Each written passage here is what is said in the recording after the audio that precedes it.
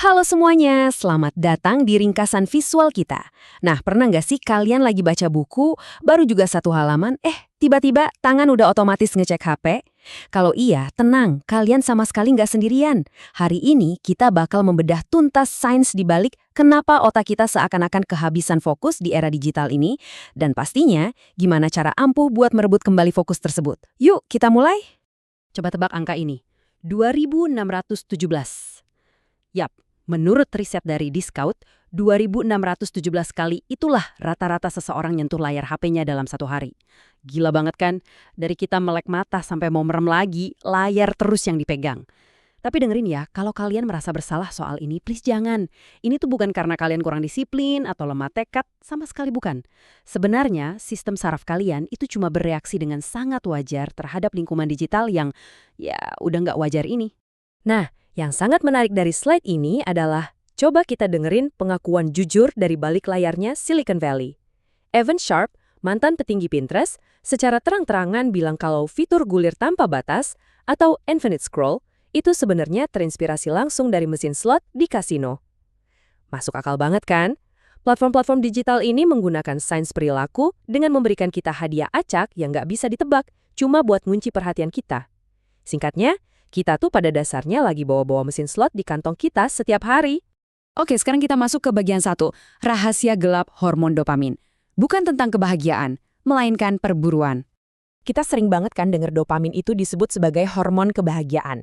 Well, ternyata itu keliru besar. Seorang neuroscientist, Dr. Kent Berridge, menjelaskan kalau dopamin itu aslinya adalah hormon perburuan.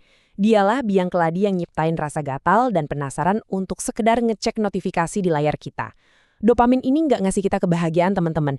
Dia malah bikin kita terus-terusan terjebak dalam lingkaran pencarian yang nggak ada ujungnya. Biar lebih jelas, ada perbedaan yang sangat nyata antara dorongan keinginan atau kita sebut wanting dengan rasa kepuasan yang sesungguhnya, alias liking. Nah, platform digital ini pinter banget. Mereka sengaja menahan kita di fase keinginan yang terus-menerus. Kita jadi dikondisikan buat terus ngejar klik demi klik tanpa pernah sekalipun dikasih titik henti yang natural untuk benar-benar merasa puas dan menikmati. Terus, apa dong dampaknya buat otak kita? Profesor Gloria Mark nemuin data yang lumayan bikin merinding. Ternyata, butuh waktu rata-rata 23 menit 15 detik buat otak kita bisa balik ke fokus yang dalam. Hanya karena satu gangguan kecil dari HP. Bayangin aja, kalau dalam sejam kalian diganggu belasan kali, artinya kalian secara harfiah nggak pernah bisa fokus sepenuhnya. Dan yang lebih parah, gangguan konstan ini tuh diam-diam memicu lonjakan drastis hormon stres kita, si kortisol. Pantesan aja kita sering ngerasa kelelahan tanpa sadar ya kan? Lanjut ke bagian 2, mitos detoks yang keliru. Mari kita memahami ulang konsep puasa dopamin. Waktu dengar kata puasa dopamin, kalian mungkin langsung mikir, wah, ini pasti nyuruh gue ngurung diri di kamar, puasa dari semua jenis hiburan.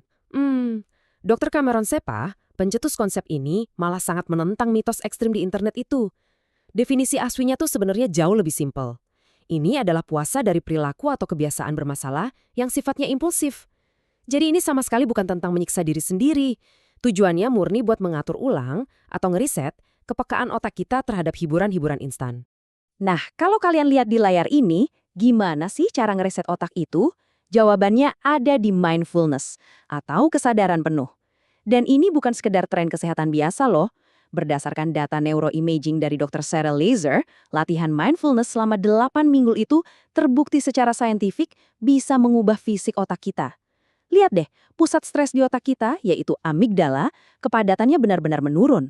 Sebaliknya, area korteks prefrontal yang tugasnya mengatur fokus kita justru meningkat tajam. Artinya, latihan ini secara harfiah merenovasi ulang struktur fisik otak kalian. Sekarang, kita masuk ke bagian yang paling aksi. Bagian 3, langkah praktis, rebut fokus. Ingat ya, tindakan kecil, dampaknya terukur.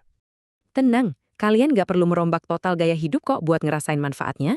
Yuk kita bahas cepat 4 kebiasaan realistis ini. Pertama, biasain deh pagi bebas layar selama 30-60 menit. Biarin otak bangun secara alami. Kedua, berhenti jadi budak notifikasi. Cek HP secara terjadwal aja, misalnya cukup 3 kali sehari. Ketiga, dedikasiin minimal 1 aktivitas, kayak pas lagi makan siang, benar-benar murni tanpa sentuh layar. Dan yang keempat, ini andalan banget. Kalau godaan impulsif buat ngecek HP datang mendadak, pakai teknik pernafasan 4-7-8. Tarik napas 4 detik, tahan 7 detik, lalu embuskan perlahan selama 8 detik. Ini terbukti ampuh buat ngasih jeda krusial antara dorongan otak dan tindakan fisik kalian. Puasa dopamin itu pada akhirnya bukanlah penolakan terhadap era digital, teman-teman, melainkan sebuah cara modern untuk merebut kembali kemerdekaan atas perhatian kita sendiri. Karena otak yang mampu menahan sedikit saja rasa tidak nyaman adalah otak yang siap melakukan hal-hal besar. Jadi, mari kita tutup pembahasan ini dengan sebuah tantangan simpel. Bisakah kalian duduk diam tanpa ngapa-ngapain selama 10 menit aja hari ini?